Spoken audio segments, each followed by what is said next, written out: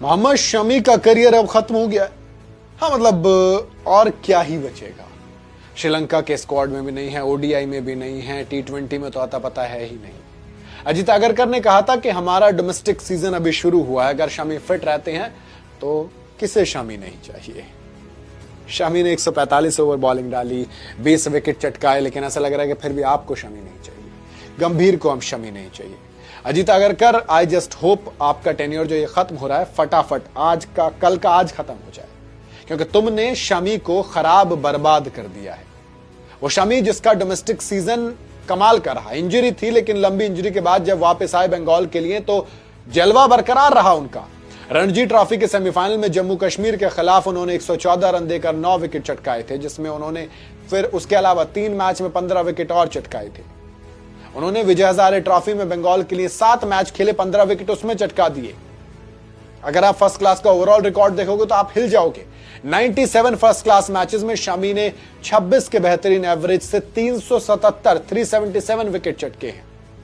377, 15 बार 5 wicket haul लिया है। बावजूद इसके शमी की जगह नहीं है।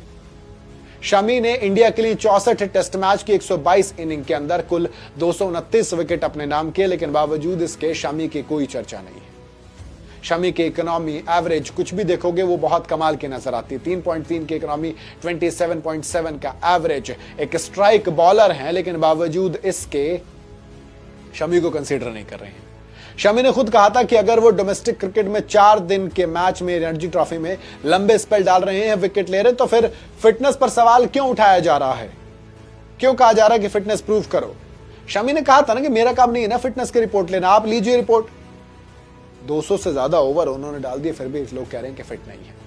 श्रीलंका के पिचेस पर स्पिनर्स के लिए मदद होती है, हेल्पफुल होती है, लेकिन जब बॉल पुरानी होती है तो फिर रिवर्स स्विंग सबसे बड़ा वेपन है। शमी के पास बेहतरीन सीम पोजीशन है जो बॉल को रिवर्स कराते हैं।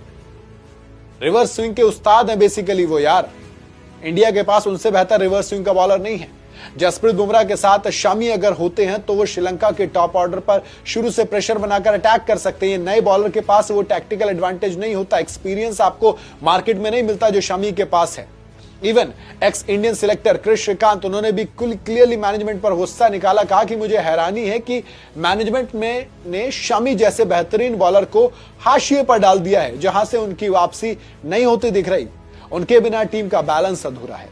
इरफान पठान ने भी कहा कि कर क्या रहे हो, डोमेस्टिक में 200 ओवर फेंक चुके हैं, अगर 200 ओवर फेंकने के बाद भी फिटनेस पर सवाल है तो फिर फिटनेस तो वो पहले से ही दिखा चुके हैं। अब इससे ज्यादा क्या सुधार चाहिए आपको।